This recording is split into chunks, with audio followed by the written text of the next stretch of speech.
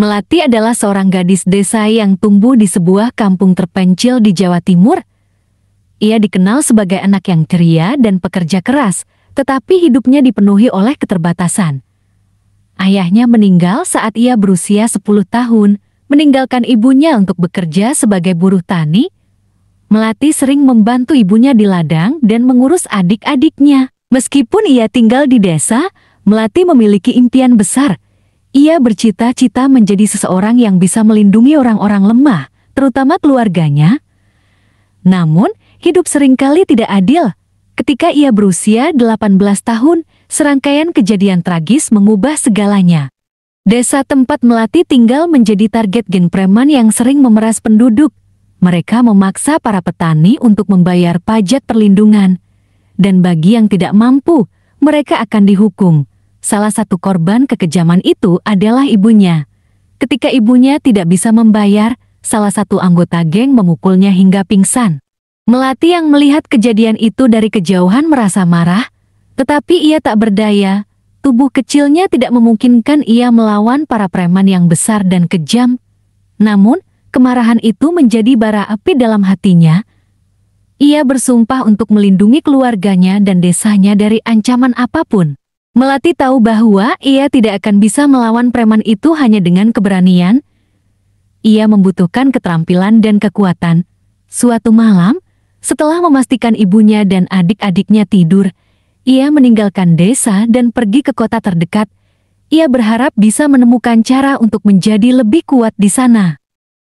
Di kota, Melati hidup dengan bekerja serabutan. Ia mencuci piring di warung, membersihkan pasar, dan tidur di emperan toko. Namun, kota juga mempertemukannya dengan orang-orang yang mengubah hidupnya. Salah satu dari mereka adalah Pak Jono, seorang pemilik bengkel yang ternyata mantan petarung jalanan. Pak Jono melihat keberanian Melati saat ia melawan seorang pencopet yang mencoba mencuri uangnya. Meski kalah, Melati tidak menyerah hingga pencopet itu lari. Tertarik dengan tekadnya, Pak Jono mengajaknya berbicara. Setelah mendengar kisah hidupnya, Pak Jono setuju untuk melatih Melati bela diri. Pak Jono adalah pelatih yang keras. Ia tidak hanya mengajarkan Melati seni bertarung, tetapi juga disiplin dan strategi. Setiap pagi sebelum matahari terbit, Melati berlari mengelilingi lapangan, memukul karung pasir, dan melatih keseimbangan tubuhnya.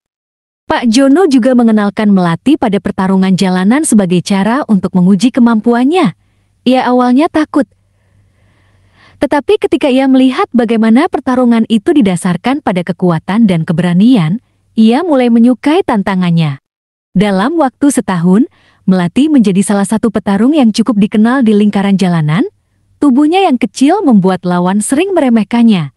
Tetapi kecepatan dan strateginya membuat ia sering menang. Suatu malam, setelah memenangkan pertarungan besar, Melati mendengar kabar dari seorang kenalan bahwa geng preman yang pernah menghancurkan hidupnya semakin brutal di desanya. Kabar itu membuat Melati gelisah. Ia merasa waktunya untuk kembali telah tiba. Dengan uang hasil pertarungannya, ia pulang ke desa. Namun, yang ia temui bukan hanya desa yang hancur, tetapi juga penduduk yang kehilangan harapan. Preman itu telah mengambil semua hasil panen dan meninggalkan banyak keluarga dalam kelaparan. Melati memutuskan untuk bertindak. Ia mengumpulkan penduduk desa dan berkata, "Kita tidak harus tunduk. Jika kita bersatu, mereka tidak bisa mengalahkan kita." Ketika geng preman datang lagi untuk menagih, Melati menghadang mereka di tengah jalan desa. Dengan tenang, ia menantang pemimpin geng itu untuk bertarung 1 lawan 1. Jika ia menang, geng itu harus meninggalkan desa dan tidak pernah kembali. Pemimpin geng, seorang pria besar bernama Arman, tertawa meremehkan. Tapi Melati tidak gentar. Pertarungan itu berlangsung sengit. Melati menggunakan semua yang ia pelajari dari Pak Jono, kecepatan, teknik, dan ketenangan. Setelah beberapa menit yang terasa seperti seumur hidup bagi para penduduk desa yang menonton, Melati berhasil mengalahkan Arman.